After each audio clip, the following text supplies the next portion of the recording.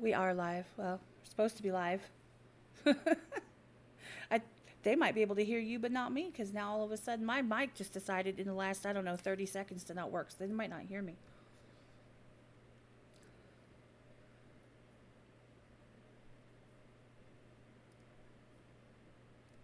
There we go. Try talking again. Let's see if we can get this to work. I mean, if it wasn't a little bit ratchet, it wouldn't be my podcast.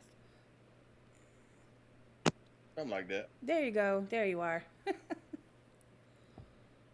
All right.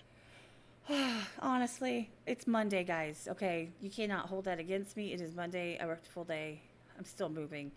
Hey, everybody. Welcome to the Elsewhere podcast. We're hanging out with LC3 today. Poor guy is sitting here listening to me just be like, I don't think anyone can hear us. I don't know what's happening. Yeah. What's up, Elsewhere? How y'all doing? Hey, where else would you be besides right here? Keep it locked.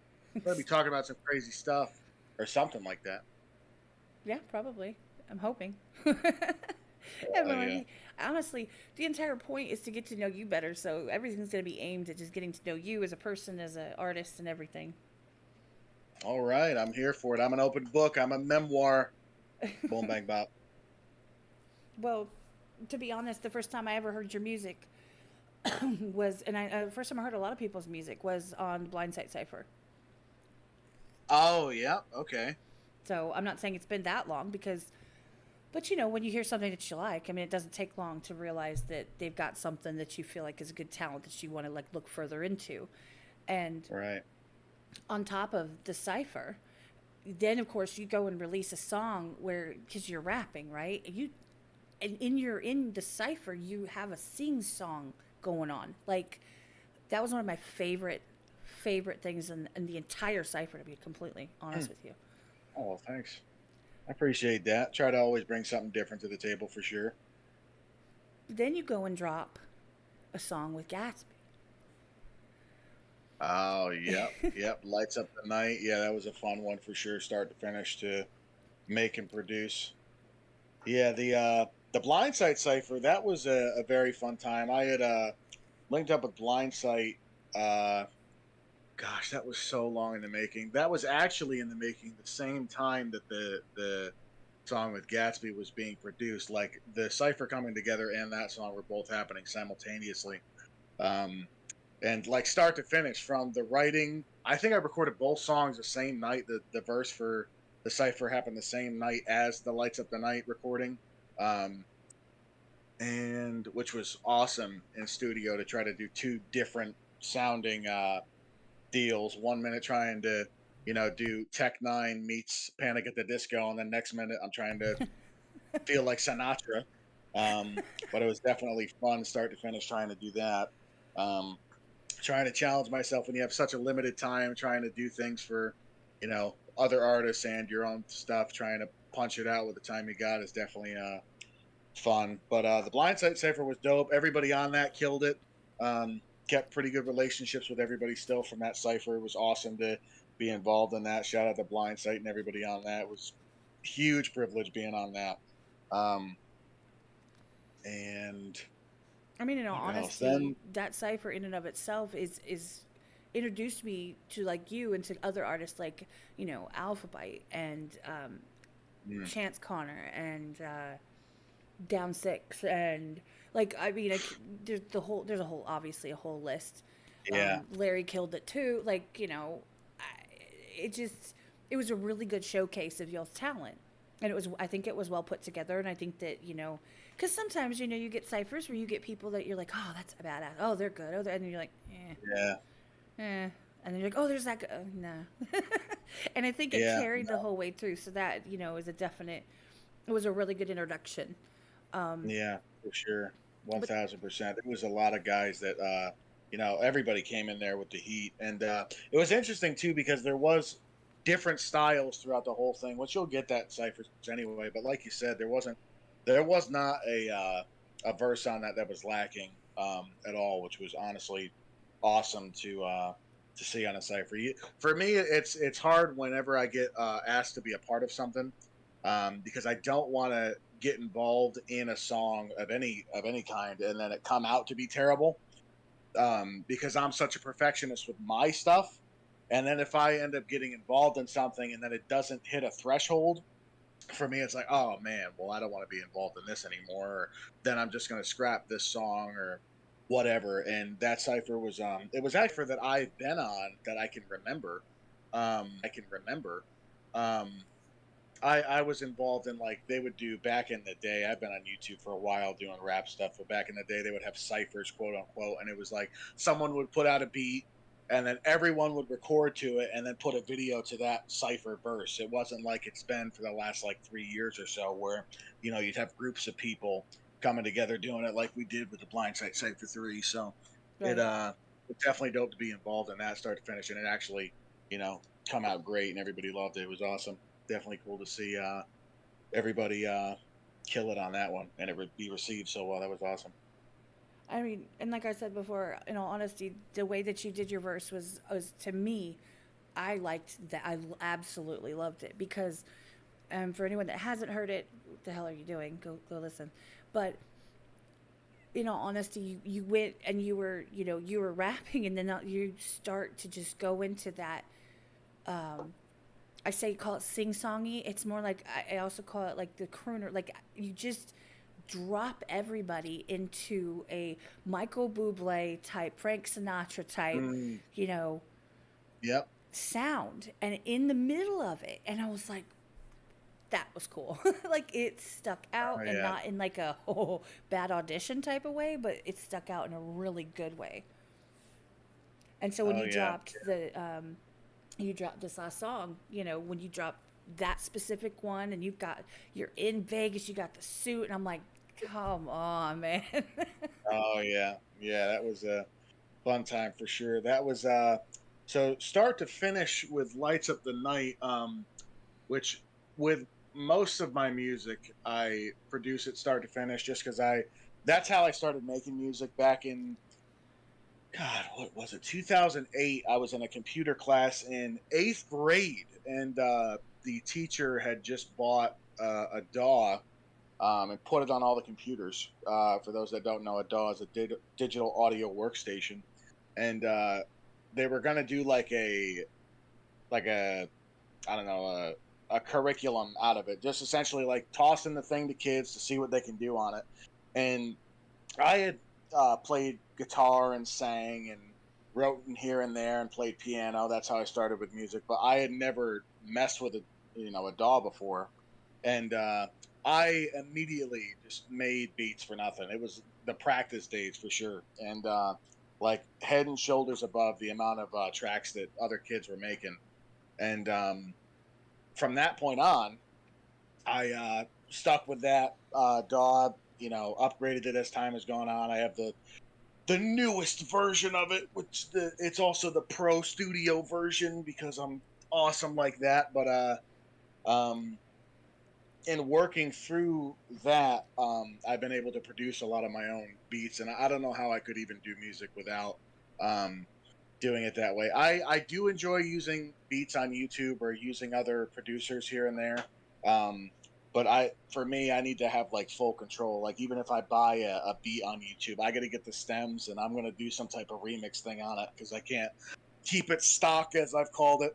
Right. But Lights Up the Night was fun was because I with a lot of the big band stuff, it's easy to get away with um, finding older songs that no longer have copyright on them anymore. Um, because big band's been around for almost 100 years, and they have recordings from like the 20s and the 30s still around.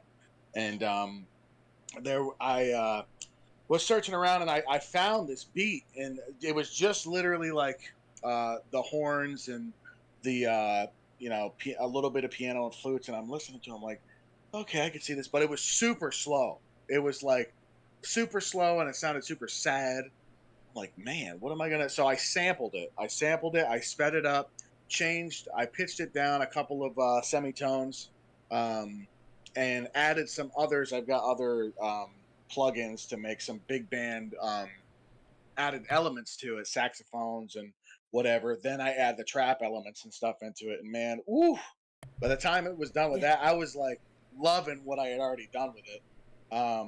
And then just the fun begins to happen when you start singing and writing to it. That's really when the craziness happens. Then I get to ride on a beat different than if I was to go on YouTube and look up, big band trap beat 2022. I wouldn't be able to find the same thing that I could make myself. So it's definitely a fun time. Gats was awesome. I met him in person at a cookout. I went to We Schemes cookout last year, Labor Day, and met him there.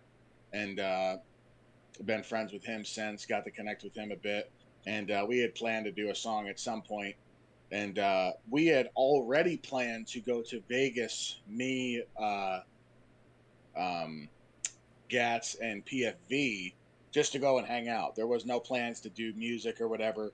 Um, and I had this song done with an empty verse, and I'm like, man, I really should like use my time well here. If I'm gonna be out and I'm gonna have these guys with me, I had already done a song um with Matt before PFB, and hang out with him every day, killer dude. But I hadn't done anything with Gats yet. So I'm like, let me see if he wants to be on this, and he immediately was down, loved it. He sent me a raw vocal at first, and I loved the version he gave me at first. He apparently was sick when he recorded it, and I was like, why does he sound so awesome on this? And then I got the version that is out now, and I'm like, oh, okay, all right, I see. I like this. I mean, I do like the other version better, but I do like this. Um, but yeah, it was a fire time going out to Vegas and hanging out with those two guys and filming the video, and we actually hung out with Lucid, who is a Las Vegas-based hip hop artist. He's super dope. Him and Matt recorded a music video there for a song they had. Hung out with Lucid and his brother, and we all went to Top Golf. And yeah, it was a wild time. It was a good time out in Vegas. Spent about 2 or 3 days there, and then flew back like nothing ever happened. It was wild. But yeah, Lights Up the Night was a fun one to put out for sure, and I'm super excited that people have listened to it and liked it, because the big band and trap thing is definitely a different direction for me, and something I've wanted to do for a long time, and I'm glad people are taking to it. There goes Truth. He says, I'm in Vegas this weekend. Pull up on me, bro. Mm. Oh, let's go. Beats, bars, and delivery. Yo, this guy is so freaking funny on stream. Oh my Mm-hmm. gosh. I think he listened to Roaring Twenties like when it came out. He showed up on my For You page, and I had him react to it. He loved it. And then for some reason, I just never saw his stuff again until a couple of weeks ago, when Lights Up the Night came out. I'm like, oh, let me have him react to it. And he's like, oh wait, this is the Roaring Twenties guy. And immediately I'm like, I knew this guy from somewhere. He is so freaking funny.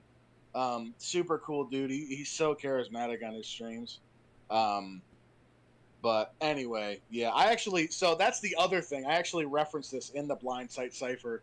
Um, so I don't remember the exact line, but it was something to the effect of, uh, I go to so many places, nobody knows where I'm from, Yep. because I've recorded 2 music videos in Chicago. People think I'm from Chicago. I've recorded 2 music videos now in Vegas, and because of that, I have people think I'm from Vegas, and I'm not from either of those places. And I'm actually from the middle of nowhere in upstate New York. I grew up around the Albany area, around Troy, the home of Uncle Sam. I went to college in Vermont, the middle of nowhere. Not the middle of elsewhere, the middle of nowhere. It's the other place. Um, and then when I completed there, I came out to Western New York. I'm like probably about 20 minutes or so from PA. I'm like on the line in Western New York. So the middle of nowhere. None of you will find me. I dare you. I dare you to try to find me. Well, to be But completely honest, your style is the way that you carry yourself, even the way that when you do go that sing-songy route, the way that you actually, the songs you've done in the past, and your literal style is screams Vegas, yeah, like from yeah, sure. rooftops. And so it's not hard to picture that. Of course, I absolutely love that song. I think it was great. And I mean, that's like my favorite. So, it Hmm. is what it is. I just, Oh yeah, well I love that you love it. Awesome. but it just makes sense. And it's funny because people are affiliated with, yeah, unless you ask someone directly, like they just assume, right? They Right. assume, Yeah. like if you talk about, going to East Compton 50,000 times, and people assume, Yeah. you know, and you're Imagine making like straight out of from Compton. You're not from there. Kentucky or Yeah. something. Yeah. Like, Yeah. Yeah. I'm Yeah. at That makes a East lot of sense. Compton, it's next to Main Street here in like Podunk, Yeah. Kentucky. Yeah, I guess that's interesting. I think the reason for that is when it comes to I've been making music for a long time, and I when was it? I think it was September of 2020. I had upgraded. I had like a crazy old laptop and was running a really old version of my DAW. And in 2020, I decided that I was gonna like make the investment and invest in a better computer. And it was, because of that, I can upgrade my DAW and get a way better DAW. And at the same time, I had taken a beat production class with Joey Nato was doing a beat production class. And when I got in it, I had already worked with him on music before.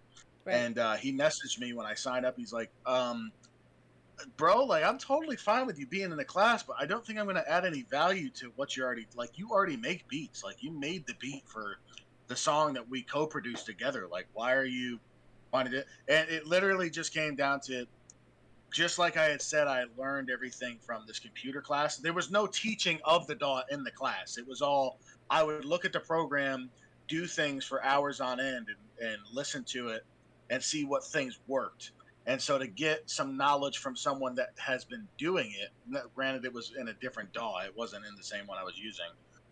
Then I could kind of get the knowledge of okay, these are the terms in production of this is what this is what this is, and learn how to do A, B, and C. Um, and there were some other packages of updated sounds and whatnot for production that helped as well. So it was a huge benefit there.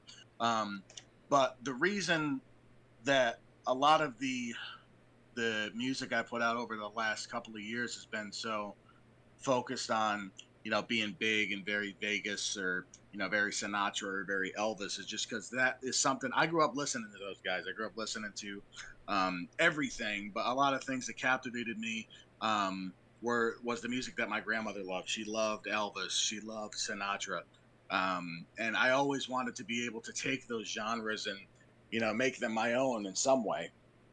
And after upgrading and finally being able to, it just took a couple of practice sessions and ended up getting it done. And so that's definitely the goal. I think from here on out is just having fun with what feels big, what feels awesome, what feels Vegas, and beyond. I've never been a guy to be limited by a genre at all. I have a lot of fun. If you go listen to put an album out a couple of years ago called Godspeed, and there was a ton of different genres on there. I had a country song, country rap song I did there. I would probably never do one again, but maybe I will. Who knows?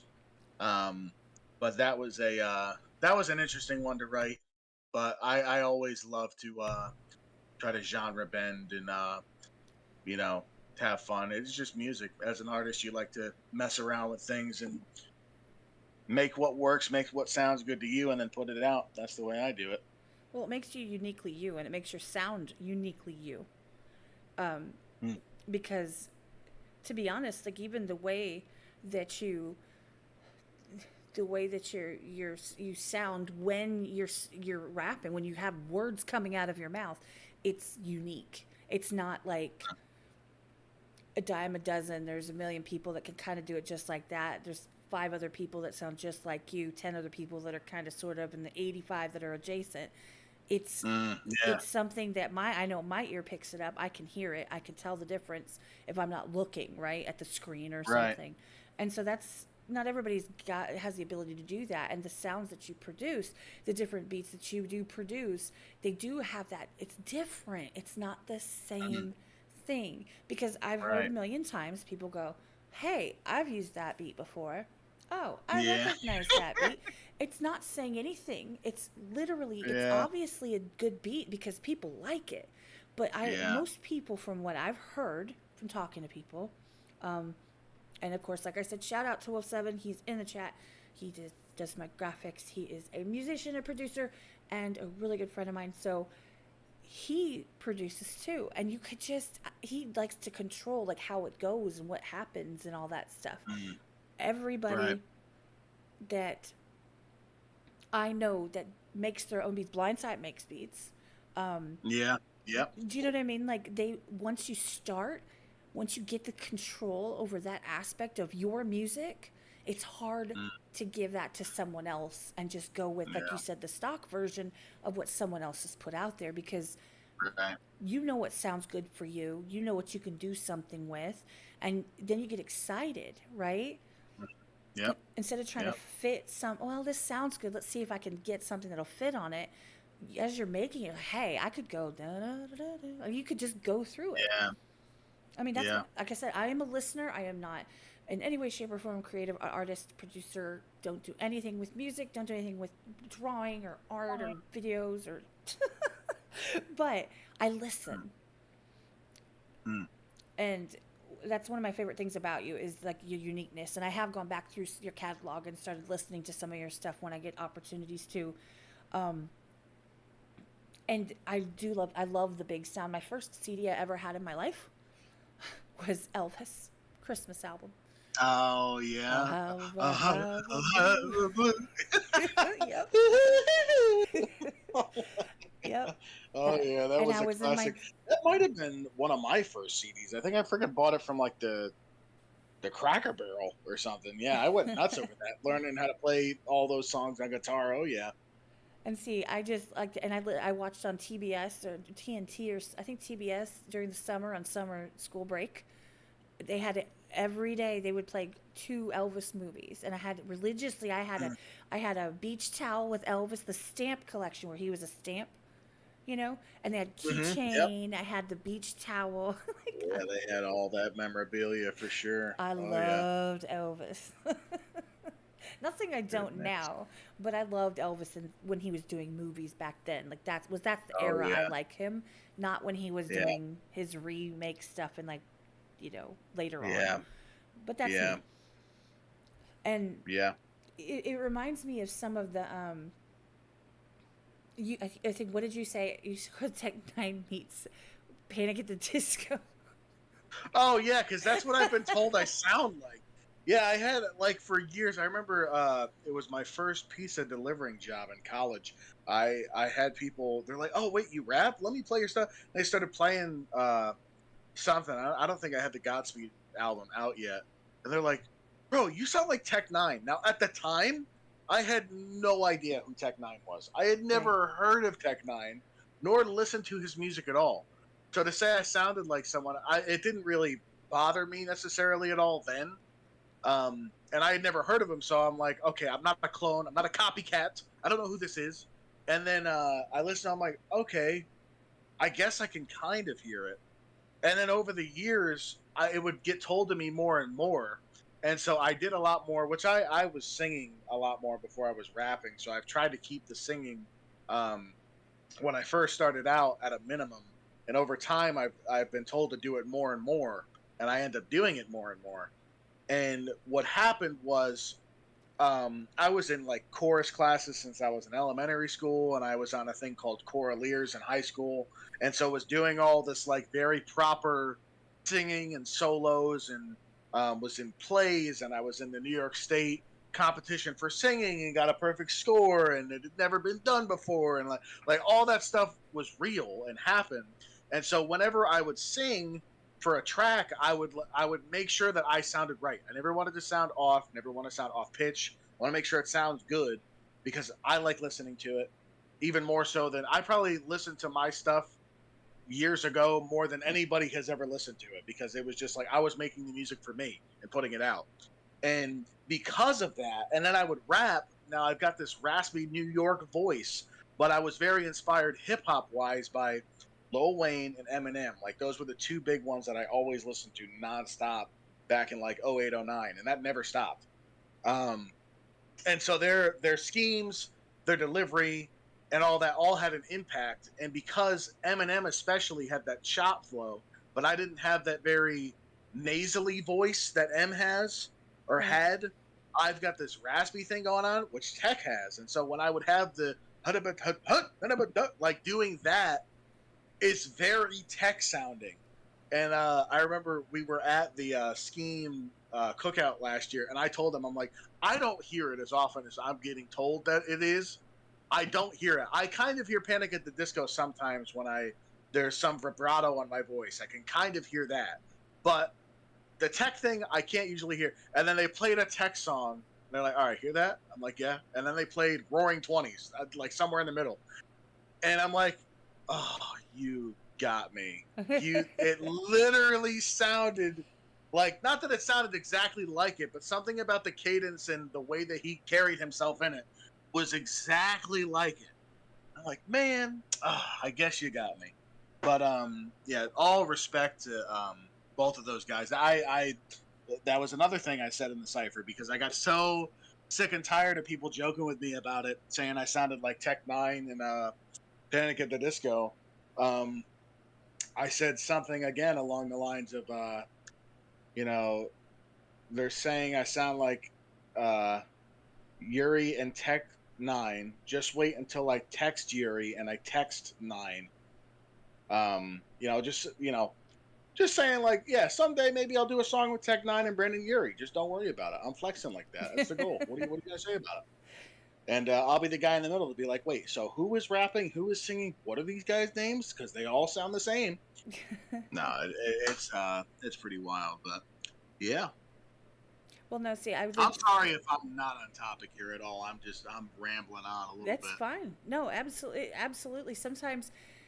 Uh, sometimes there's more of a story to how things come about and thought processes than a simple answer. And that's what we're here for. That's what we want to know, to get to know you as a person, as Right, a right. human being, right, on this Right. rock we call Earth. Oh yeah, Um, something like that.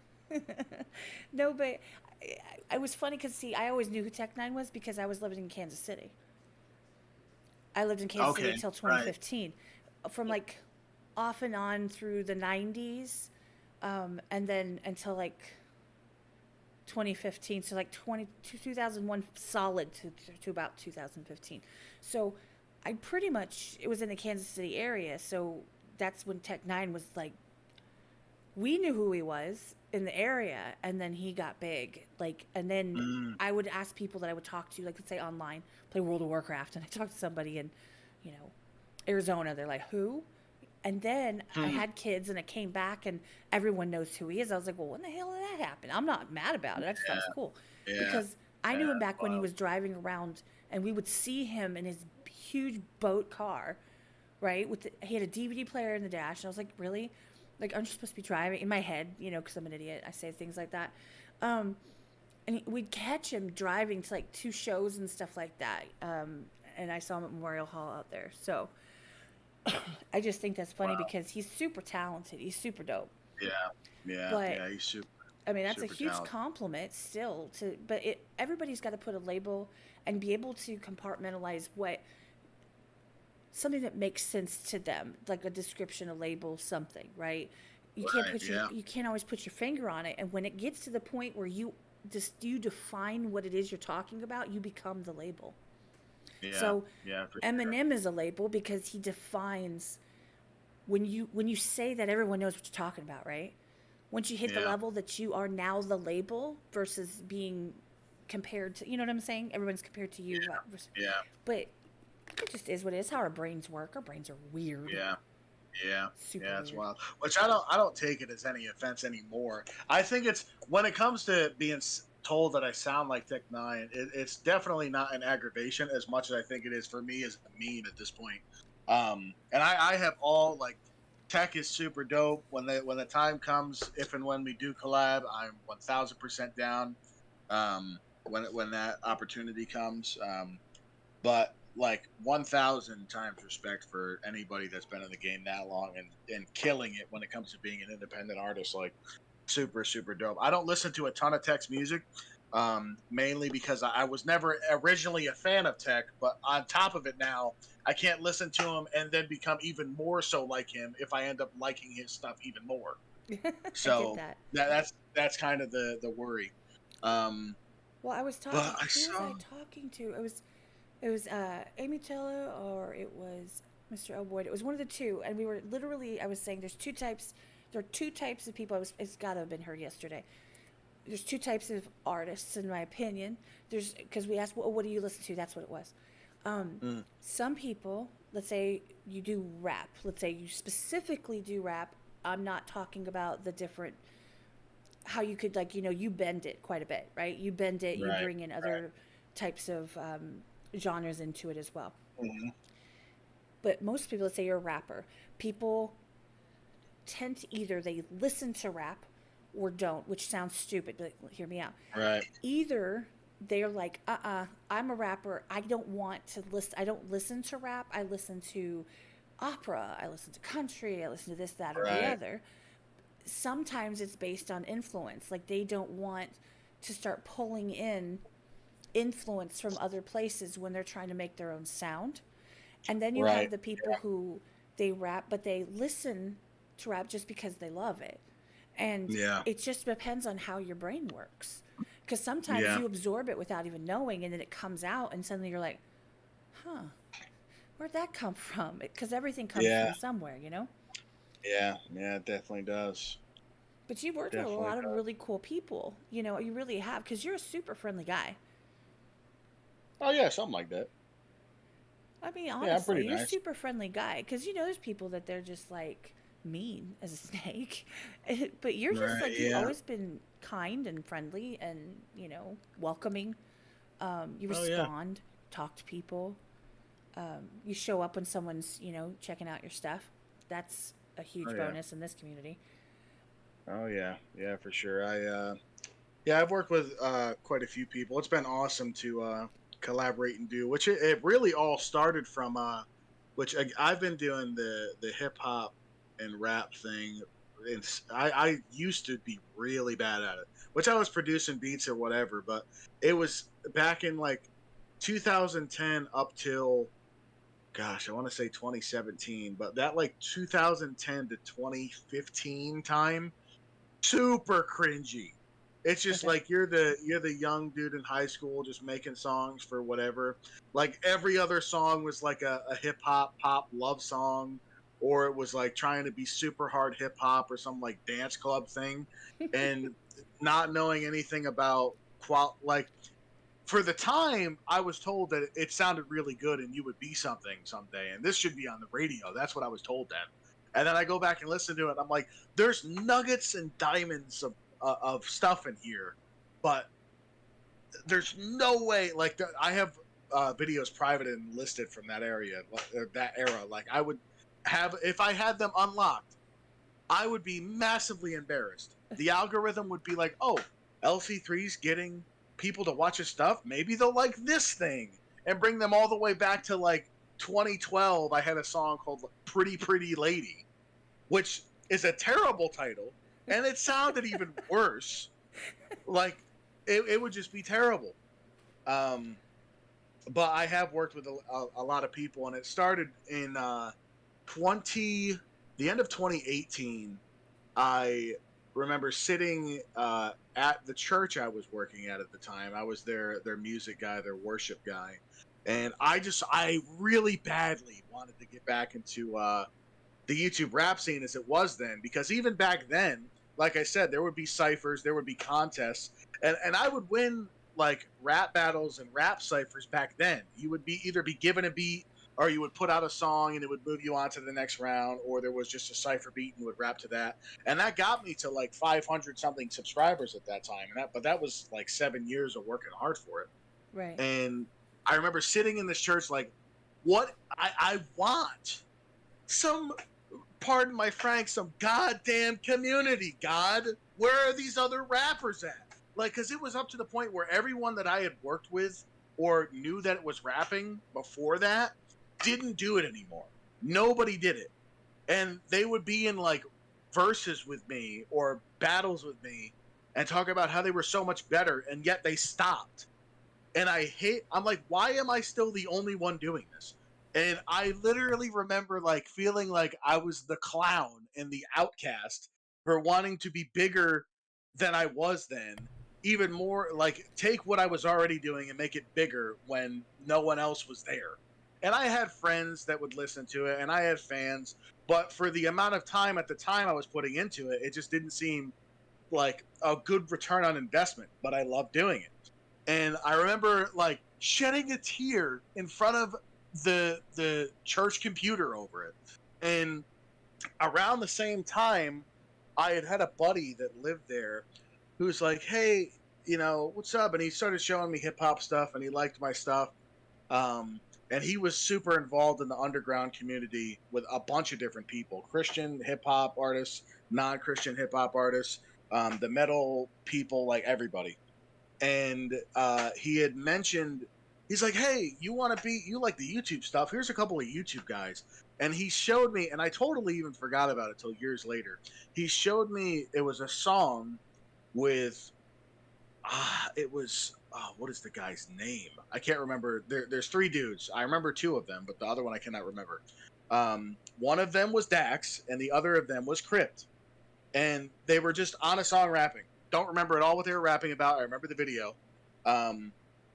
And he's like, and I remember watching it, I'm like, so people still are doing this. There are still underground hip hop artists, and they're using YouTube. Yeah. It was so strange at that time, like, because I felt like it died.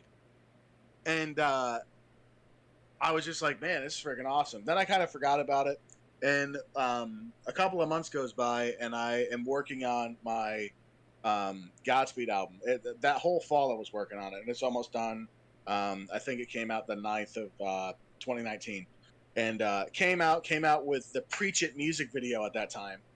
And I was super excited that it was out.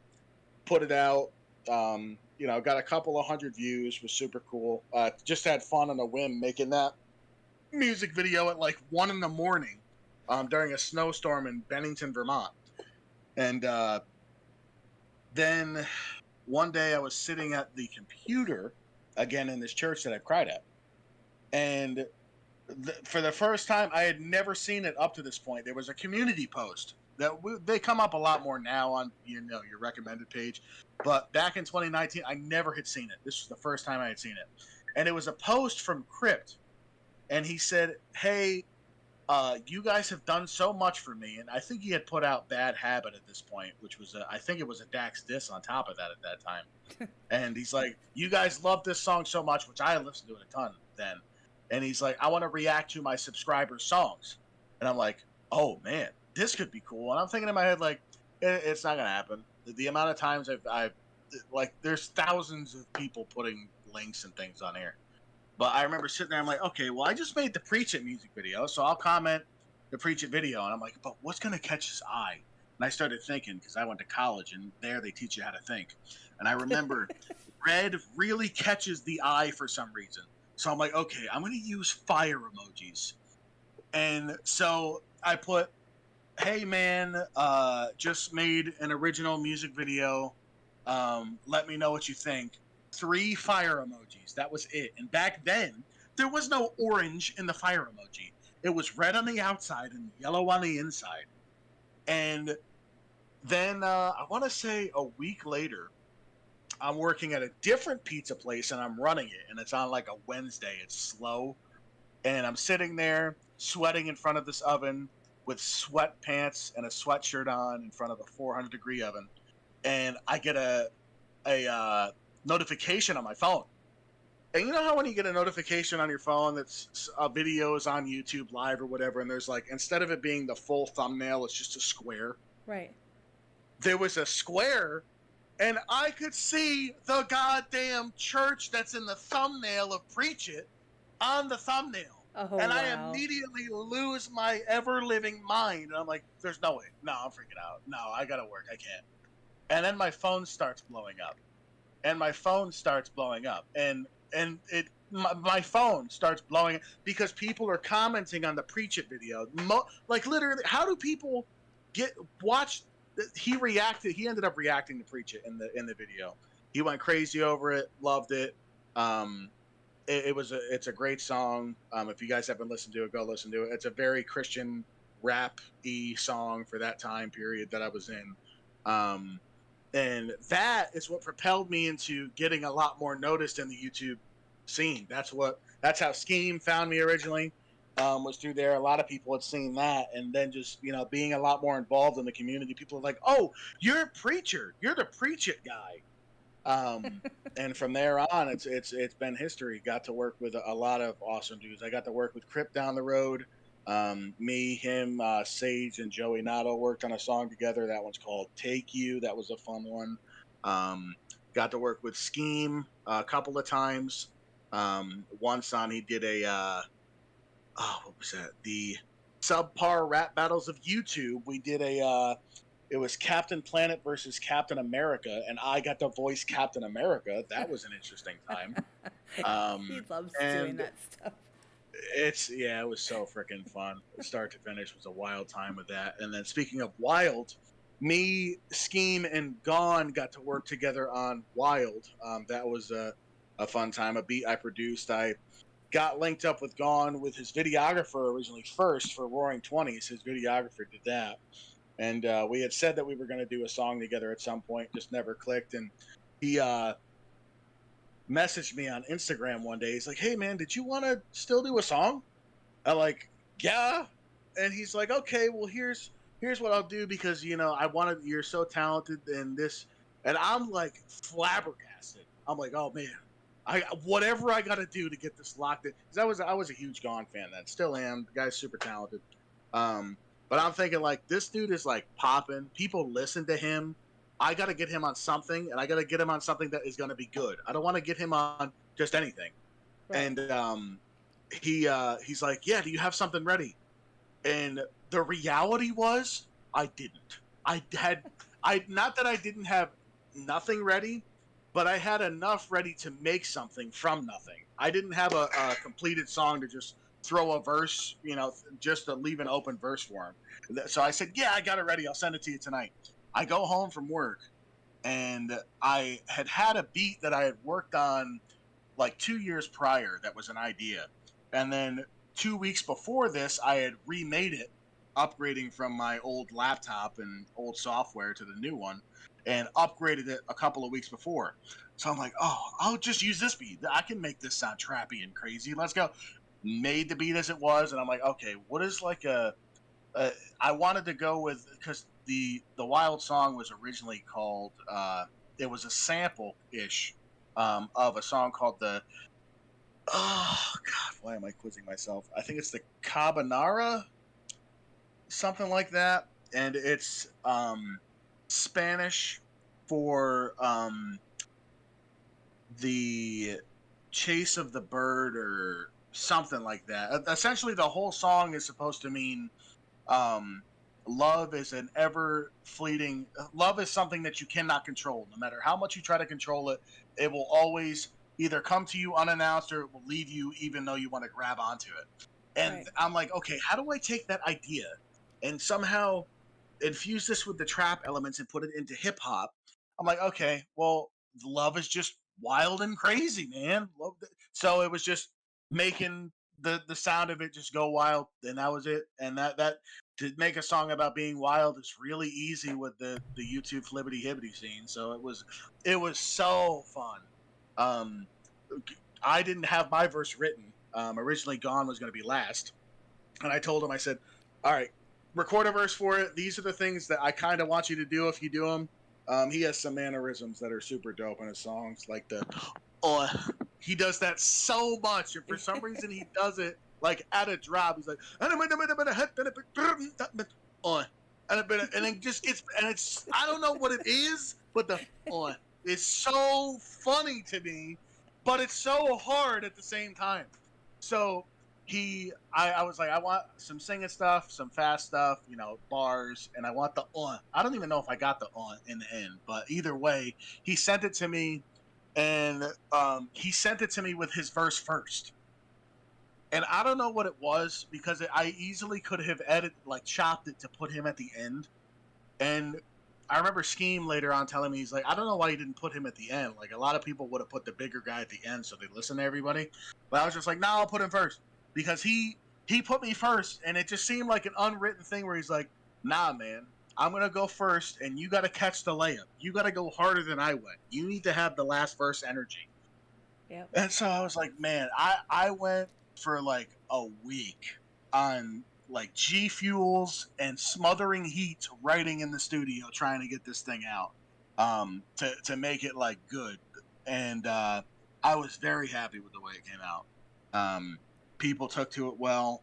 It was an awesome time. I was glad to get Scheme on there as well. Scheme, it was awesome getting us all out there in Chicago. Had a crazy time running around the streets trying to get some good shots and breaking into stadiums, and that was so freaking nuts. It was a good time for sure. So I've worked with a lot of cool people. That was wild. And who else? I worked with PFE on a song called At Last. That was a Etta James At Last trap remix. That was a fun one to make. That beat was actually produced by Joey Nato. I hit him up a few years ago for that one. He does some good beats. He's a really good producer. Yeah, I still gotta frickin' work with him and actually get him to rap on something. We've joked back and forth. He's like, yeah, I'm a rapper and producer, but apparently I can only produce for Larry. It's fine. I'm not even upset. It's fine. But I gotta get him rapping on something, because originally I think I enjoyed his rapping over Crips when they first worked together. But anyway, that's neither here nor there. So I gotta work with him to get him rapping on something here soon. But got PFV, which he killed At Last immensely. Worked with Gats, he killed Lights Up the Night.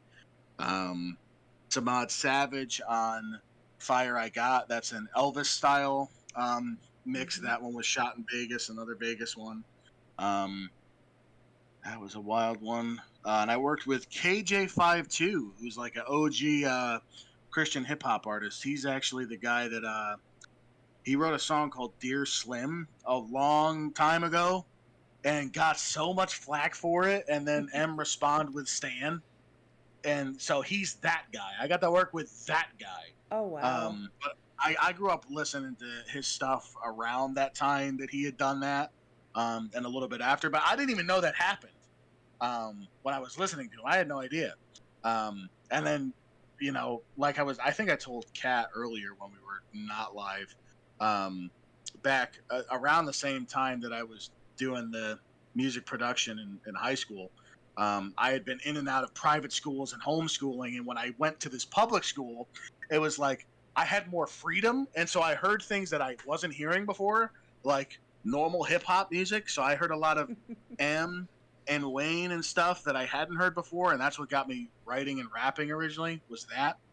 And I would have had no idea that M and KJ had beef until a couple of years later. I'm like, what? Really? But it was super cool, linking up with KJ and doing a song with him. He killed it. It's very fun. And gosh, I don't want to feel like I'm forgetting anybody. I think that was it as far as artists within the last couple of years. Then everybody on the Blindside Safer obviously killed it. Right. No, yeah, that's what I can remember anyway. I love when people do good songs with people. I'm really particular, not as particular as some people are, and not in the way that most people would think. Not in the way an artist would think. More like I'm particular when there's features and collabs because of certain things that people do. They tend to like if they reach out and someone says, yeah, let's do something, and they're like, holy hell, they get it as fast as they can, they throw it out in the universe, and they don't take the time. And sometimes I'm like, man, you got them on a track with you, and you obviously, appreciate their talent. You really need to put the time in to make it good, Oh, yeah. And yeah, for sure. I've also heard some songs, I'm not talking about your music, but in general, I've heard some songs that I think that some of the features or the collaborations shouldn't have happened. Or maybe it was the beat, maybe it was just everything put together. It Right. just didn't. It wasn't cohesive. It was like too. Nobody was on the same page. It was like, okay, I went Yeah. over there, and I heard this beat, and I just went and did my thing, and you went over there, right? That's different Hmm. if you're in a cipher and you do your own thing, but when you're Right. working on a song, in my opinion, there should be Hmm. something cohesive in it. You know, Yeah. my one of my Yeah. favorite things is when people play off of each other. I absolutely love it. So you get one Oh person yeah. and they're talking about this, and then someone takes some of those words and references in theirs. They're not even talking about the same subject, but suddenly um, some of their metaphors and some of their wordplay is actually something that somebody else said. I always think that kind of stuff is clever and cool, if you can Oh yeah. do it correctly. But I don't know. I Oh just yeah. obviously I love to meet people and I love to get to know people, and so um, I can imagine that working with great artists, big, small, in the middle, doesn't matter, just the people and just Hmm. the relationships you build and the fun that you can have just hanging out and getting to know them and doing something that's long lasting art together, for lack of a better way to put it. I just think Yeah. that's awesome. Yeah, it is wild, especially, besides just being in the studio and writing is one thing, but when you're going out and you're meeting people and you're recording music videos and, there's stuff there's only 3 minutes of video from the different trips and doing stuff or whatever. But like you're saying, there's a lot, when you're meeting people and creating art and things, moments that happen while you're out that are just like you can't you'll never experience outside of those moments again. That's just creating memories. It's fun time. So, I mean, like being out in Chicago and running with Scheme and Gone and Tommy Jackson, who was the videographer recording the video for that, super dope guy. If you guys need a video, hit him up.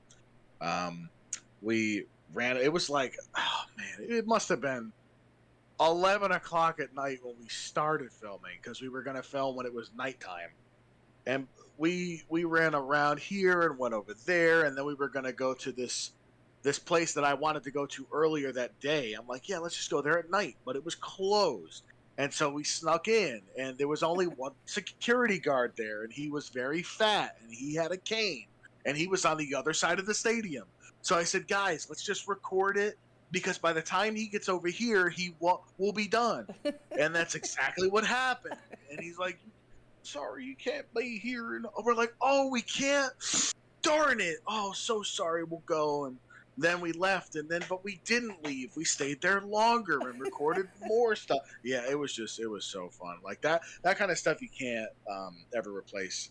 After that, I think we went to a Dawn and Tommy ended up leaving, but it was me, Scheme, and a friend of mine that went with us, Bethany. We went to a karaoke bar. Oh my goodness, it was not like, see, when I've seen karaoke before, it's like there's a dingy little TV and nobody's paying attention, and maybe people will dance and maybe they'll sing along. No, this had a stage and lights and was packed to the brim Oh my in god. 2021.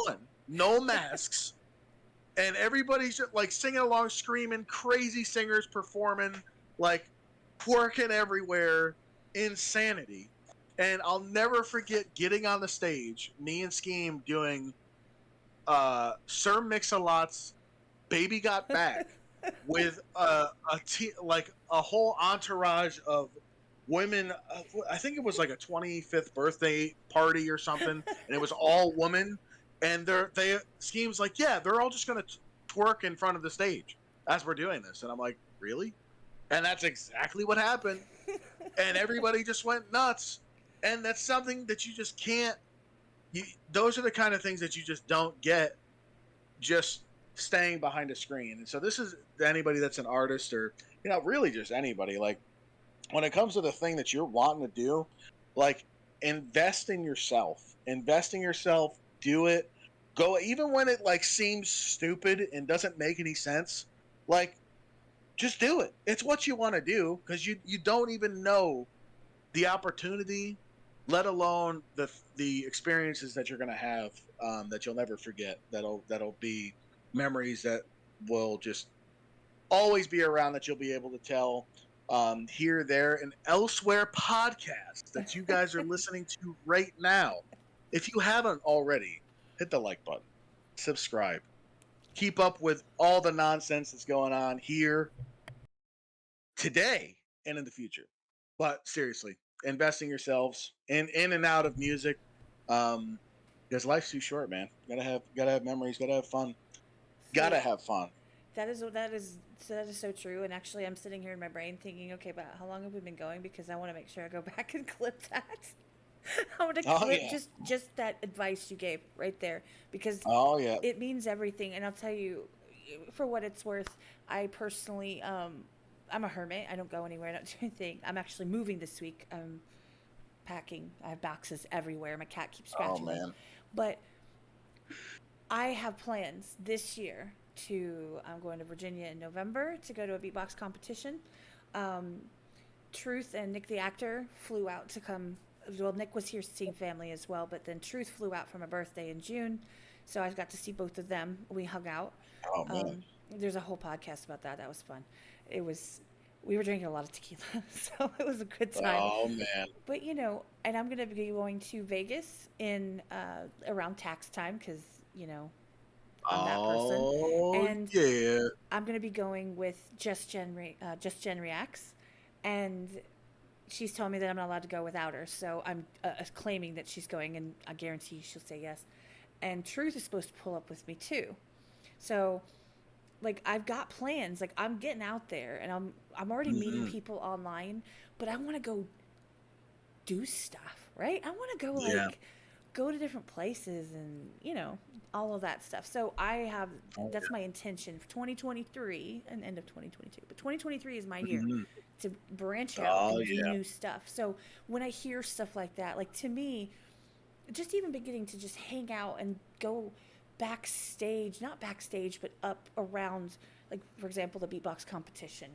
Knowing people that are going to either be hosting it or competing, which I do. Ben T is in here. Shout out to him. Him and Vakota are going to be doing the Beatbox Arena, their debut competition, which is in November in Virginia.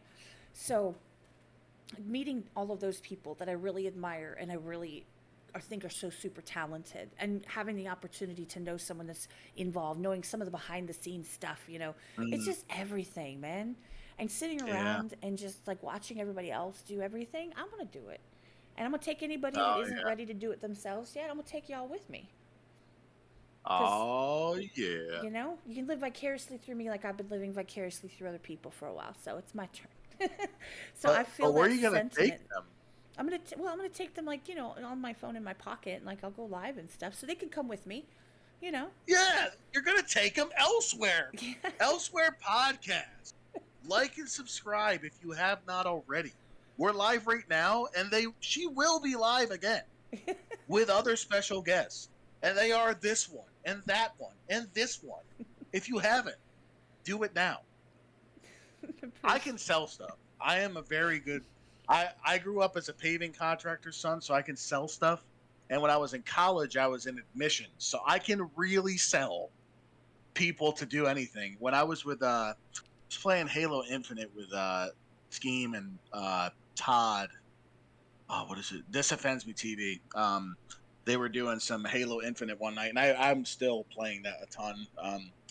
And we were all playing together. They were streaming together, trying to raise money for something, just to pay for whatever. And I was just doing that the whole time. Listen, guys, today is the day, February 8th. We're making history. Donate to the stream today. You'll be glad you did. And everything tied back to that the whole night. And I ended up making like the craziest, biggest goal they had ever done. Oh, Not that's awesome. solely because of me. I won't claim it all. But on the inside, I really feel like it was because of me.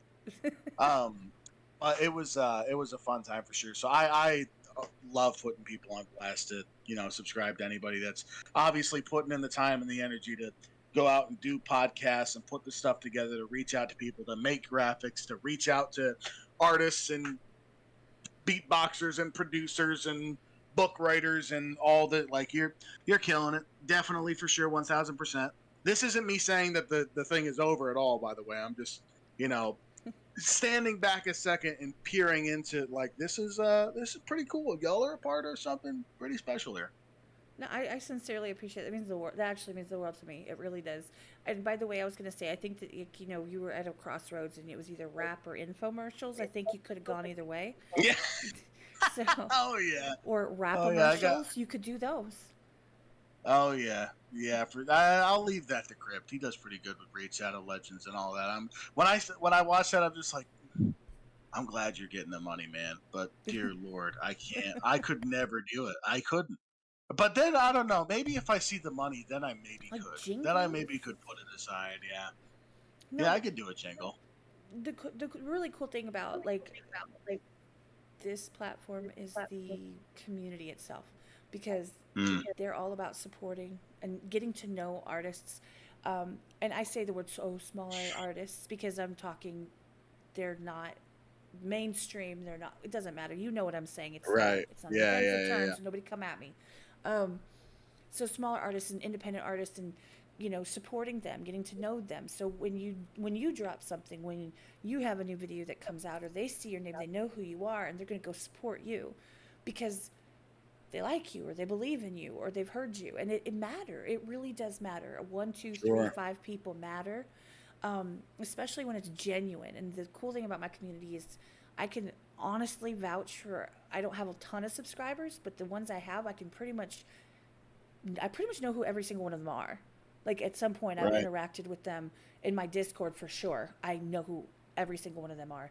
Um, it's all coming 100% from the heart. You know what I'm saying? They mean it. Mm-hmm. They want to Yeah. support. They want to share you. They want to tell each other. They find someone cool. They hit me up in my DMs.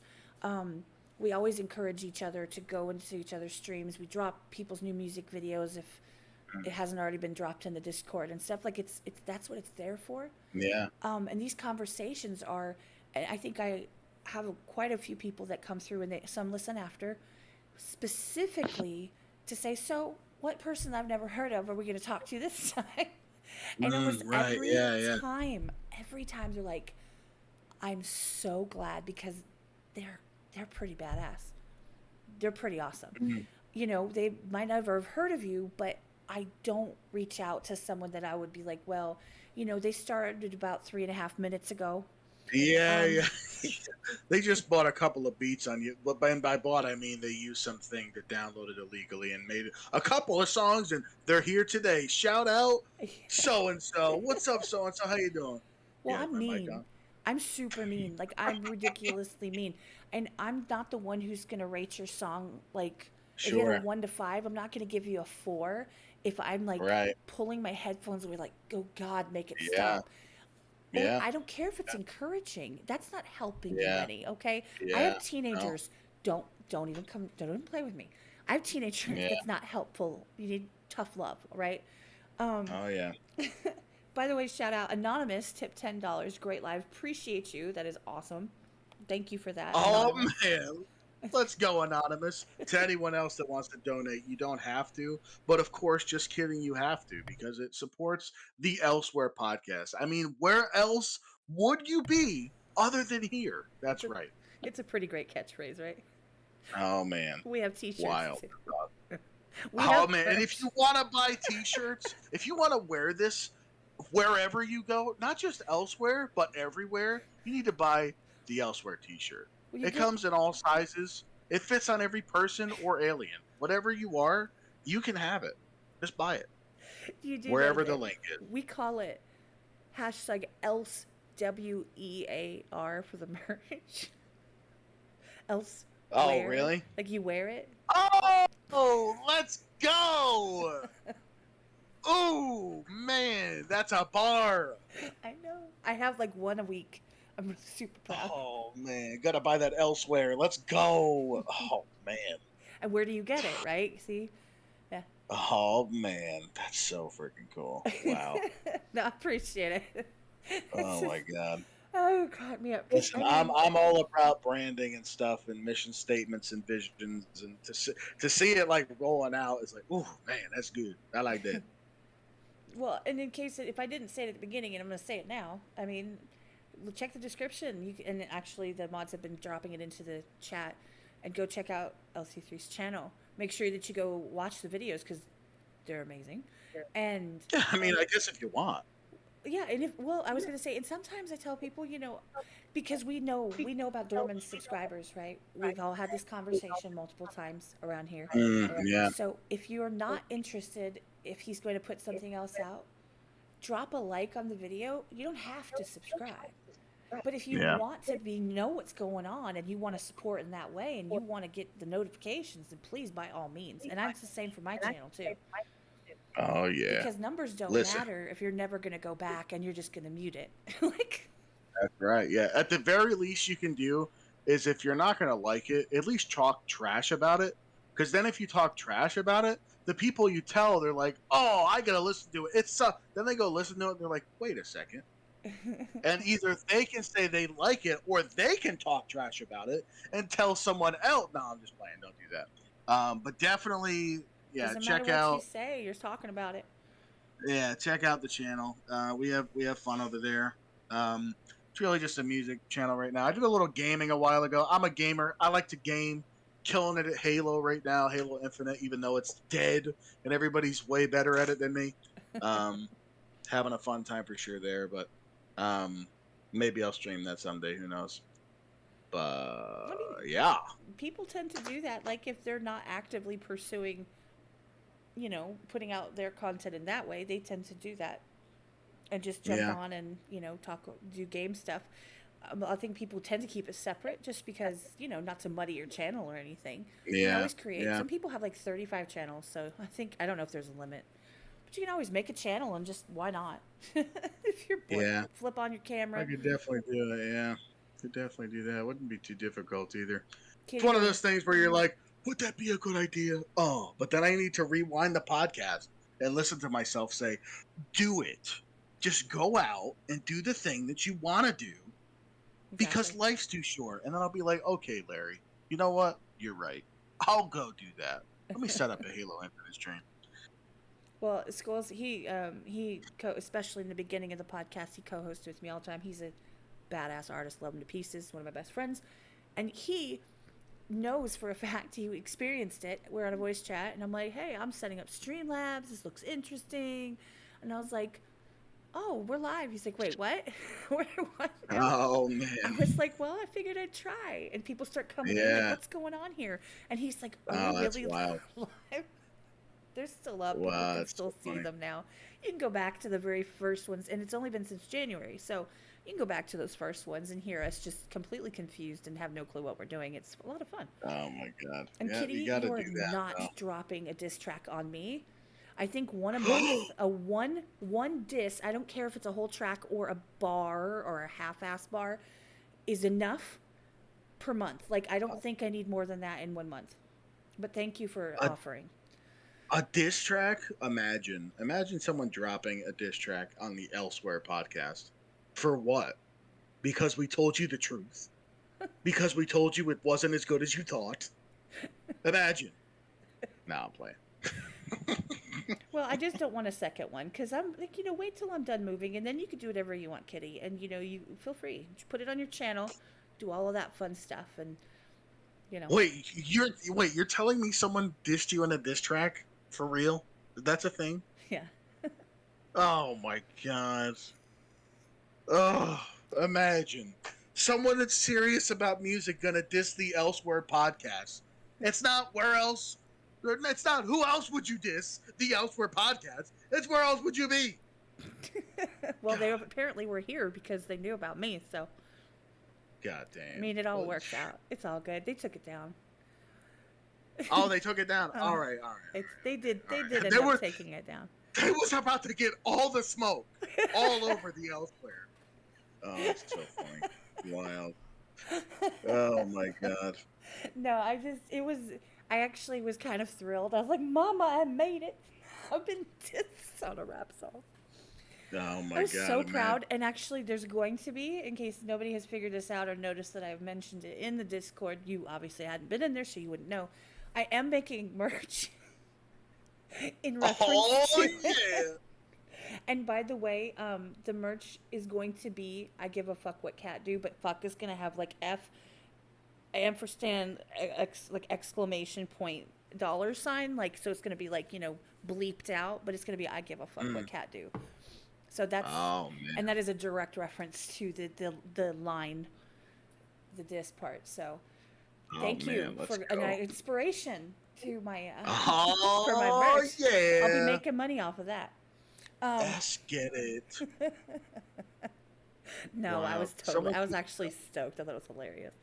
Kitty's talking about phasmophobia. That reminds me. People have been begging me to play horror games Hmm. on stream. So I might look like I am. I am a big, strong, tough guy. All right. I have the voice. I have the sound. I already know I look the part all day. And I am pretty hard. I'm not going to lie. But when it comes to jump scares, I can be startled quite easily, especially when it's not anticipated.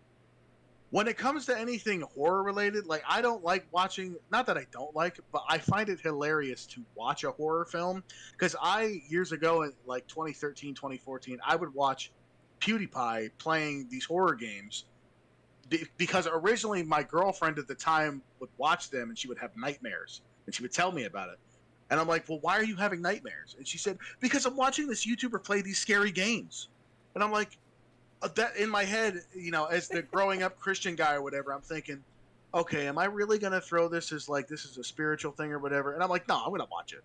So I watched it, and I got so I loved it. It was so funny to be scared half to death with another person that also got scared half to death. But and I would watch that over and over and over again. And maybe that isn't good for your health or your psyche. I don't know. But now, if I play a any type of scary game that has jump scares, I will scream and be scared half to death. And God only knows what is going to come out of my mouth before and after. And I've had people ask me to do streams with them for that type of thing. Phasmophobia is one of those games where that would be the kind of game I would play because other people are playing with you and we all can laugh at how scared we are of the game. And it's a game. Anything outside of that, I would be scared half to death because it is just usually in a horror game, it's one person playing. And then it's just the chat there or whoever else is there with you. And it's funny, it's good. But when you're scared half to death alone, it doesn't do well for yourself. Because you're alone, because So you're in your studio. You have, you're closed off because you're yeah, streaming, yeah, right? So yeah, you have your lights kind of done in a way because it's, the ambience and stuff. All of that. yeah. I don't do scary. That's not for me. Mm-mm. Yeah, yeah, it's wild. Phasmophobia though is it is quite hilarious to watch. I don't know if it's VR. It might even be VR, which is even worse. Oh God, I throw Um, things, so that would not be a good idea. That'd be like me yeah. in a Wii game that was like VR, and I would be like, how they used to Oh, put a strap on it so you didn't break your TV. oh, yeah, yep, yeah. They have those on the Oculus and stuff for sure. I've got an Oculus. Play a lot of Beat Saber on that. I actually one of my songs on my last album, Continuum. I put that song. It was like a futuristic EDM J-pop kind of song. I made a map on Beat Saber that plays to that song, so you would hear the song and slice the cubes to it. There's a video on TikTok with a clip of it on my TikTok, LC3 number one on TikTok, boom bang bop. And you can see a little clip of it there. But I played it nonstop. It's so cool. Um, but it's like that was actually a venture I wanted to go on for a minute was to take independent artist songs that I really enjoyed, make EDM remixes of them, and then make Beat Saber maps of them and put them on Beat Saber, and then make videos of it. The only problem with that is it just seems like way too many hoops to jump through. One, and two, I don't know how independent artists feel about someone else remixing their music, True. um, because it's kind of like their especially independent artists, that's like their property. It's their thing. And so when you all of a sudden come out and even like, you just sample or take what they did and add some EDM elements after it, they might think it sounds really cool. But if I was in their shoes, I wouldn't want someone to release it unless it was like a partnered thing that you were doing with Of someone. course. But yeah, VR's crazy. Music's crazy. Life is crazy. Life is good though.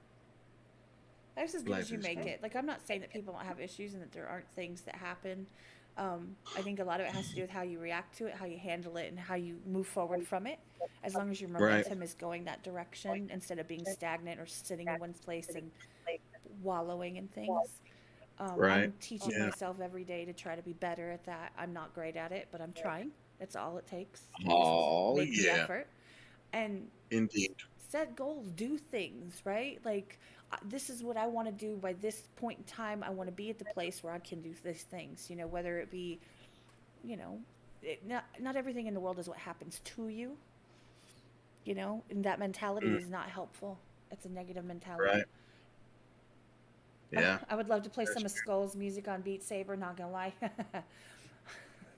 I Oh could yeah. actually picture that.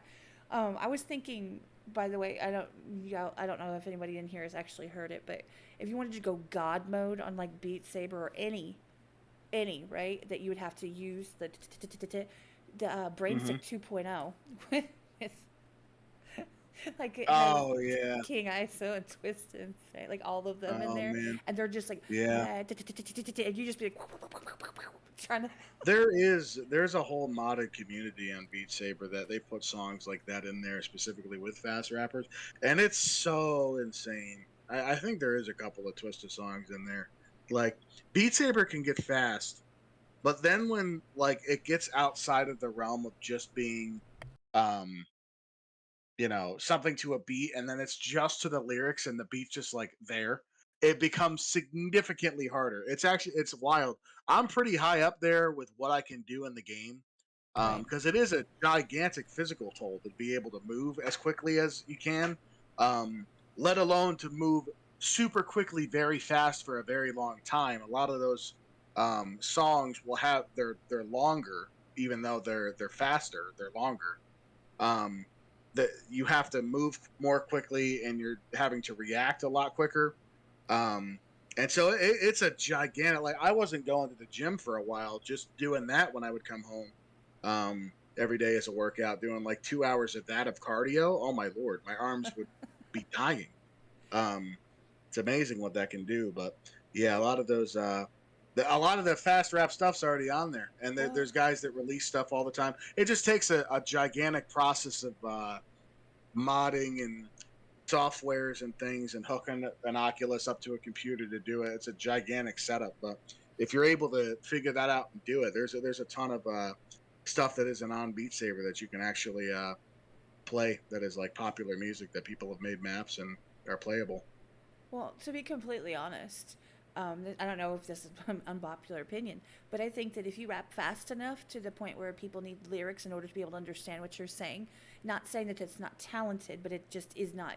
It's just it becomes part of the beat or the instrumental. It's part of the music. I can't believe you said that. No, I'm playing. Yeah, yeah. That's you're absolutely right. You're right. I mean, and it's the truth. It's not saying. It's just that at some point, if your brain is not processing the words that are coming out of somebody's mouth, it's just sound. Yeah. And at that Yeah. point, It's it's no true. longer speech. It's just sound. Not that it's not supposed to be speech, but what do you call the sound? Like for example, on a rap track, what do you call the sound? It's the beat. So if you're Yeah. part of the Right. sound, guess what? You're part of the beat. Oh Just yeah. saying. Yeah. Yeah. Yeah. Drop I a guess. comment I if you guess don't you're right. agree, or if you agree. Just saying. Hey, yo, what's up, Mad Hatter? How you doing? Hey, he's reacted to my stuff a couple times. He's dope. He's Mm-hmm. crazy. How you like that? Um. What else? What else is going on elsewhere? Oh my Um. goodness. I went on a marathon this weekend, and I'm moving, so I'm literally I will be moved by the end of this week. Like officially, that's where my location will be. Whether I come back here and like finish up with the house and stuff is a different story. But Mhm. myself and my 8-year-old will be there. Um, my teenager's there, my mom's there. So I will be there by Thursday, Friday. I will be officially like that will be where my equipment is, where I do all of my Oh podcasts man. from, where I work because I work from home, so I'll be working from there as well. So that's huge for me, and I'm finally I know dragging my feet. I get it, but it's gonna happen this week, and so that'll be different. So I'll be having to set up all over again. So I have kind of a space until next weekend. Um, with kind of sort of nothing going on. So people aren't going to see me around as much because, I don't know, real life happens. And sometimes you just got to get the Right. hell Yeah. offline and take care of Oh your yeah. business. So That's right. Mad Hatter knows he just Got to moved do too. it. Yeah. Yeah. I do remember. He actually he went live a couple days ago. He just moved. It's Hmm. kind of crazy. Moving sucks. I moved so much between growing up and moving here, there, and everywhere, and college having to move every half of a year was literally unbearable. I hate moving, and then being a big, strong man, a guysy wisey with very big muscles. Like everybody calls you when they need something moved. Hey, could you help me move this thing? Do you have a truck? You can do. Yeah, and I have a truck, so that Yeah, didn't there make you it go. any easier. Yeah. Then you're done. So, You're screwed. That's it. yeah, it got to the point where I had to tell everybody, like, look, I hate moving. Don't ask me to move. I'll be fine to help you if you need help, but don't be like, I have a thing I need to move, one singular thing, and it's really heavy. Could you go out of your way for half a day to help me move it? Oh, and by the way, help me move the rest of my house, Yeah. Can you come like pick up this please. vase and while you're at it, all of the boxes from the kitchen, the bathroom, and 3 bedrooms? That's it. Yeah, yeah. It's why when I was younger, I would say yes to everything. And so just over time, as like you embrace not being a yes man and saying yes to everybody and being a people pleaser, you're like, these feelings of not liking what I'm doing and feeling like it's not okay. Whoa, those are valid and I can act upon those without being a complete jerk. Let's go. I'm gonna do that. And then you get that. But it's yeah, moving's tough. Moving's hard. Shout out to everybody that's moving for sure. Y'all are in it thick for sure. I Yeah, hate moving. it's one of those things that everybody, when you say it, and I mean, I don't say it for that purpose, but when you say it or you hear someone saying it, everybody goes a collective, oh man, that sucks. Like everybody, it is a mutual feeling across the world. It's just like you get a Oh crowd yeah. of people, and everyone in the entire arena is going to be like, oh no. Yeah. Yeah, it's wild. But no, it's a positive. It's a forward momentum. It's a positive thing. It's going to be a positive change to my life, which is what I need. So Yeah. it's a great deal. I just won't be around as much this week until and getting settled and the kids start school right away next week. So then I have to deal with that and kind of make sure that we get everything figured out. And then I'll be back around more in September. And I've got tons and tons of people lined up. We're all kind of tentative on dates. I've got metal bands coming through. I've got a metal band. I've got one guy who does a lot of metal music. I've got some returning guests are coming back from the original. I'm talking the first 1, 2, or 3 months of the podcast. They're coming back to hang out with us, as well as some cool authors and artists that I've been kind of sitting on for a little bit, knowing that they are busy and I'm busy, and then we're about to go full send. So it's gonna be fun. It's gonna be a lot of fun. Do you have anything coming out? Oh You got man. anything on the works right now? Oh yeah. Oh yeah. I've got a few I was looking at some of my half done projects the other day and I've got enough half done sitting to be a whole other 10 album or 10 song album um, Wow. sitting of half done stuff. So the only thing that is set in stone right now is I'm already before the song is even done. I have a guy doing a verse for this specific song. It's a remix of an older song and not very old. Um, it's a remix, and I'm filming the video at. This is wild. I'm a VIP at the Halo Infinite World Championship. And I'm going there because I'm a giant. Again, I've said it 10 times during this podcast, but I play Halo Infinite a ton. I play the rank scene a ton, try to keep up with the professional scene. And I'm going there specifically because this song like encapsulates kind of killing it, shooting, uh, guns and games or whatever. Kind of just like you know, having a good time, just killing it basically. And That's the awesome. song is futuristic sounding. Lots of trap elements. Like the song's a gigantic banger. It's got some like time travel-y stuff and whatever into it with the writing and the storytelling. Um, and it makes a lot of sense with what the song is and the remix. Super fun. Um, and the guy that's getting on it is going to kill it absolutely. And so we're going out there to film the video for it at the Halo Infinite World Championship because it just fits with the whole Oh, that's vibe of the perfect. song.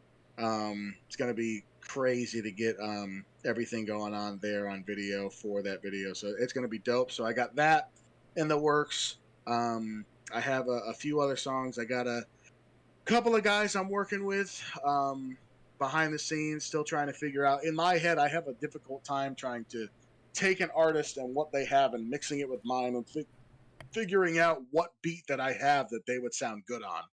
Um, and a lot of times when I've done this before, people react to it and they're like, that is pretty unorthodox. Why would he get that person on that? And it somehow worked. And it's like, well, I have a method to my madness. Leave me alone. So I've got a couple of guys that or quite a few guys that I've actually been working with. Try to figure out what song to get them on. Just guys that it's been too long since we have worked before, and it's been too long since we've worked again, or I haven't worked with them yet, and definitely should have happened a long time ago. So, Gotcha. but I think other than that, there's nothing immediately in the future. It's kind of one of those things where I run into an issue. Maybe this is something I just need to ask people. I have no idea when it comes to the music. If every time I try to release something, at least over the last couple of years, I try to do it with a gigantic music video. It'd be just because it looks good and it looks great. And so I highly love quality over quantity. So I don't put a song out every week as some people do. Not that I have a problem with that at all. I just me creatively I can't do that, and financially I can't do that. Not at the level I've been doing it at now. Um, Otherwise, I would literally be the dude to record either or not a music video at all and just put a song out on Spotify and try to promote it on social media. Um, I have no idea what is the best thing people like digesting because even like with songs like Wild, the video got I think it might be like 3,200 views or something maybe. The song did crazy on Spotify. It's at 110,000.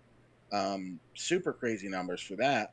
But the video did not as well. Like the amount of money that went into the video is like, oh, the video should have had those numbers, but it wasn't. It was Spotify. So Hmm. then it's like, okay, do you need to put that much into YouTube, or is the music video on YouTube the grab for people to put it on their playlist on Spotify? So it's one of those things where I don't know how other artists are doing it. I know guys that are just putting out songs and they're doing well, and I know guys that just put songs on YouTube and don't put it on Spotify. Um, so as far as what I'm doing, I'm like everyone else, just figuring it out and just having good times. I mean, you might see something from me at any point, but just know that I'm working on it. You're definitely going to have more music out before the year's out. I mean, we still have 4 months left of the year, 4.5 months. So you'll be seeing more LC3 before the year's out for sure, 1,000%. That's awesome. Hey, by the way, shout out Mr. Elboyd Reacts. Appreciate you swinging through, man. Talk about somebody who likes to go out there and travel and meet people. Um, he's an amazing, amazing photographer as well as a reactor and really awesome person. We talked to him on Saturday, so appreciate you stopping by, man. Honestly, Oh, yeah, Mr. L boy. Elmwood, yeah. He's so. I mean, he's one of those coming with the good advice too. And here's the thing, like they just. I think it depends because, for example, if I see. I have only so many hours in the day, and I have a lot of people that I try to keep in contact with. Not that I'm talking to them every time. What's up, Blindsight? Um, Hey, what's up, Blindside? Oh, my God. she's just like fangirl. Oh, yeah. That What's was up, Blindside? How you doing, man? how you doing? Oh, But yeah. if people tend to they post videos, and I'm not saying that they're bad, and I'm saying that they're amazing artists, but they post it even if it's for like 6 weeks in a row and they're posting another video and they're posting another video, it's like that suspense isn't there as much. Or even if it's just a Right. Sure. lyric video, or Sure. I just have so much going on and so many people that I have like see out of the corner of my eye that I'm trying to like I step back and I see what comes up. I'm not going through everyone's channel and what have you done? What have you done? What have you done? Right? Right. Sure. So if I keep Yeah. getting notification over and over and over, I tend to swipe faster because I'm like, that's the 15th one I've had to see. Yeah. I can't with you right now. And it's not because I don't Hmm. want to, I just can't. Um, Yeah. and so I think that a little bit of suspense, a little bit of pause in between. I think that's a huge thing for me personally. I don't Hmm. think everything needs to have a video. I think that's, so a lot of people like to use Spotify. I'm not a Spotify person. Don't come at me, guys. I don't use Spotify. I actually just canceled my Spotify because I don't see the Where purpose. the heck are you listening to music then? I don't. Elsewhere? I don't. Subscribe to the Elsewhere podcast, guys. I Come on. don't If you listen. haven't done it already. No one's gonna believe me. I don't listen to music on my own time. I don't. Really? Really, because what I do, here's what I do. When I'm working, I'm listening to audiobooks because I'm obsessed with books. Oh yeah, I get So that 1000%. Yeah. I also mod for reactors. So there, I'm That's not what you're doing. choosing my music. I'm Gotcha. sitting there modding, stuck, not stuck, enjoying, not enjoying, doesn't matter. Listening to Yeah, yeah. music. So then I'm listening to that. And then, of course, I keep up with Jackson Pierce and his indie playlists always. So I catch Mm. music there as well. And when I see it pop up on YouTube, I'll click on stuff. So between all of that and doing a podcast, being a single mom, full time job with 2 kids at home, I don't listen to music unless I'm going to Mm. the gas station and back, which is like a 2 minute. It's actually about one song each way. So I could listen to like a 3 minute song to get there and a 3 minute song to get back, Mm. or listen to it twice. Like it's timed out perfectly. I think I drive so that it works out that way. That's Well, about it's it. awesome And to those are know that. physical CDs, by the way. So I already have that. I own those CDs. Wow. So, with the very limited time that Kat does listen to music, somehow, which we all know how, but somehow, for the sake of the analogy, she heard LC3 and was like, whoa, this is crazy. And here we are, guys, on the Elsewhere podcast. I mean, where else would you be other than elsewhere? Well, technically, No, if you're not there, you are elsewhere, no matter where you are. indeed. And That if is you're how elsewhere, everywhere physics else work. is elsewhere too. Huh. I'm just saying. Like, Oh my and there is nobody that can hear that word, and I see it in books all the time. I giggle every time. I'm like, right?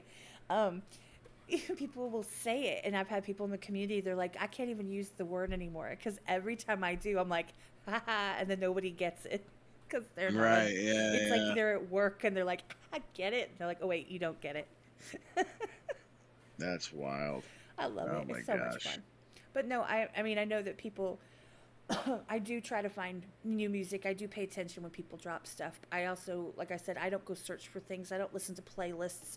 I don't have Hmm. music playing in the background most of the time. I also don't watch TV, so whatever. Um, Mm. I'm in people's lives. I'm paying attention to what they're doing, dropping in and saying hi. I just don't have time.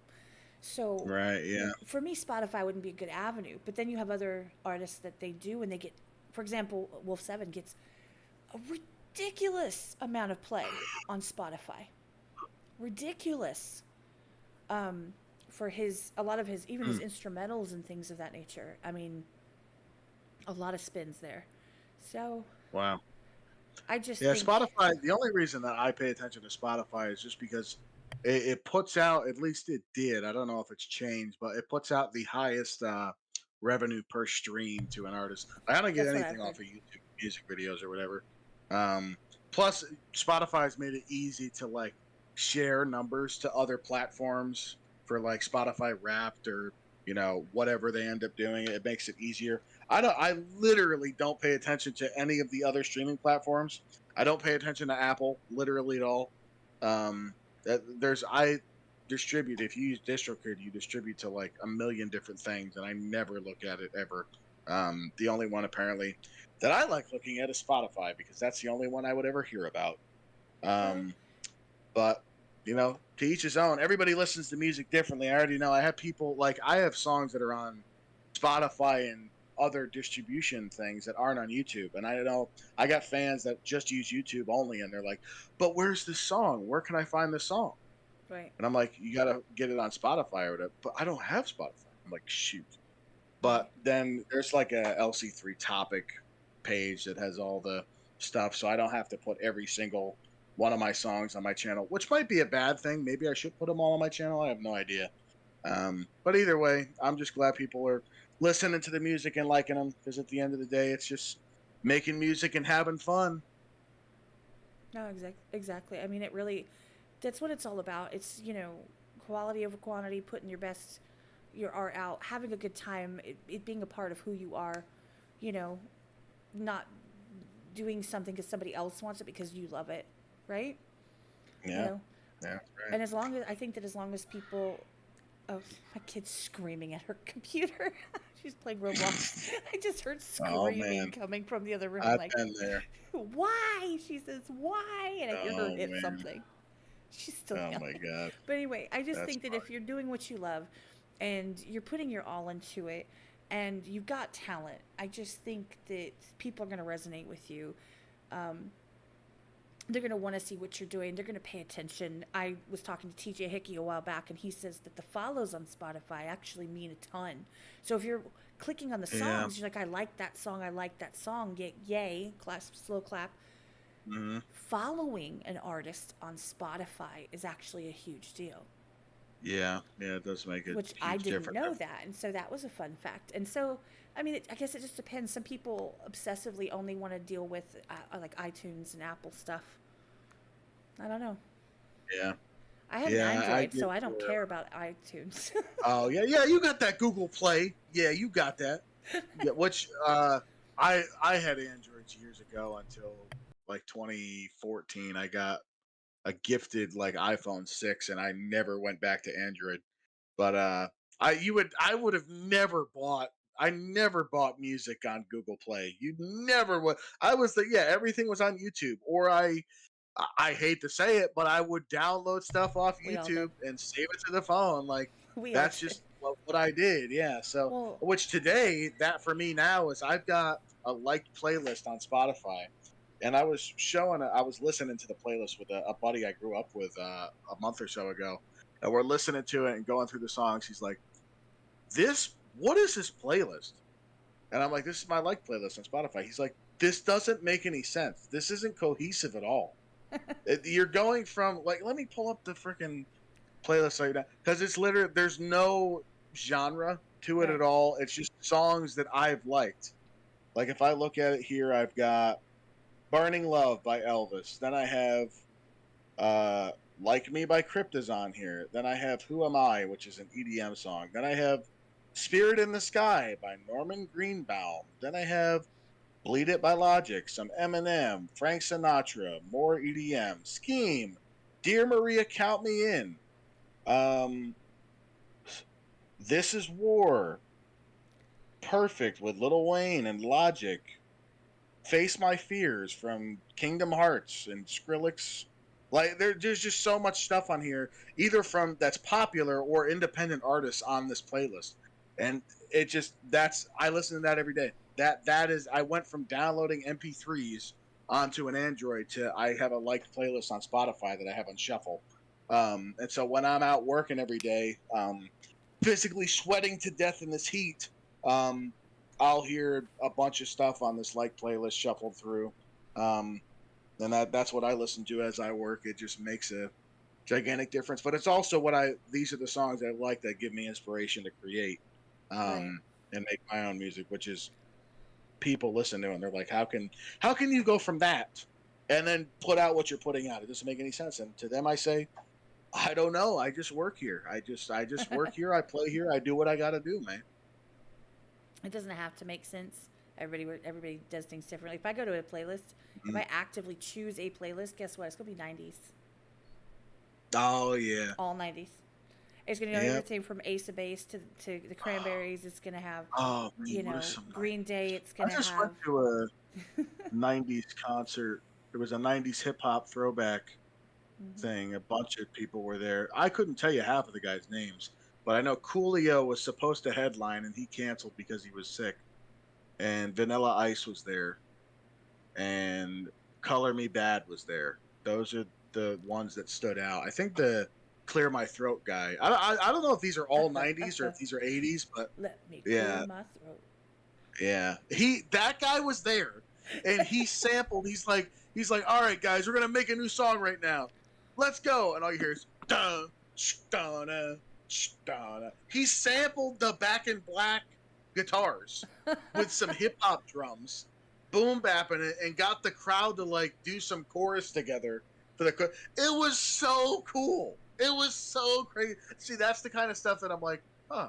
I want to do that. And then I do something where I would sample something from the 80s or something. That would be something that I would do. Oh, yeah. Kingdom Hearts is crazy, Skullz. One of my favorites. Love the story. Anyway. We've been Amazing. going for almost 2 hours now. Oh, yeah. We're killing it. Yeah. Awesome. I guess these are, how long are these usually? Well, it depends. In the beginning, they used to be like 5, 6 hours. It was ridiculous. Don't ask. Oh, my God. And then usually they're about an hour.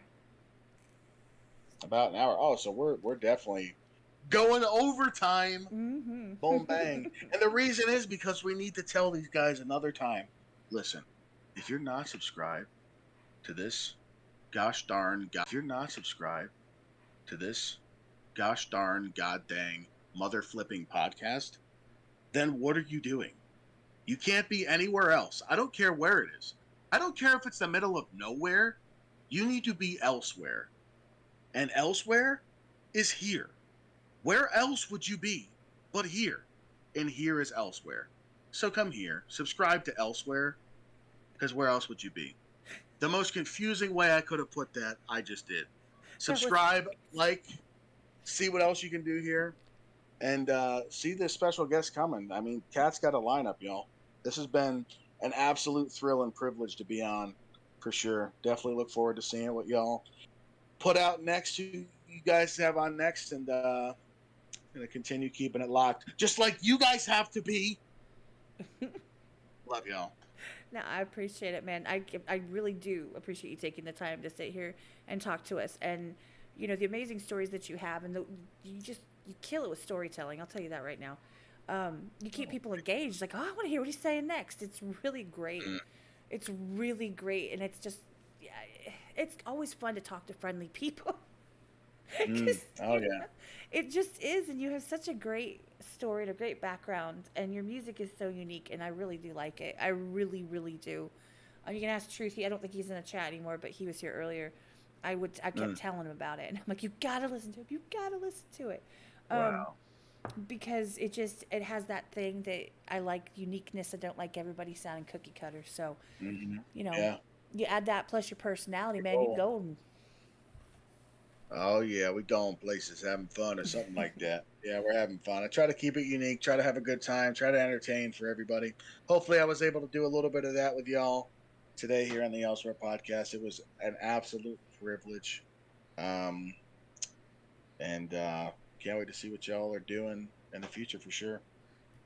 I appreciate it, and we'll be paying attention, to what you're doing. I know that a lot of people have mentioned that they've gone over and they've checked out, even during the podcast, they've checked out some of your tracks, and they've subscribed, or they've, you know, um, Oh man, let's go! done all of my brain stopped. They've done all of that. Right? They did all the stuff that they're Awesome, supposed to be doing when we tell them to do the thing. They did the thing with the awesome. thing over there, Let's and they hit go! that thing, and they did that. So, Y'all are killing it. Y'all have done it. Y'all have killed it. You have done it.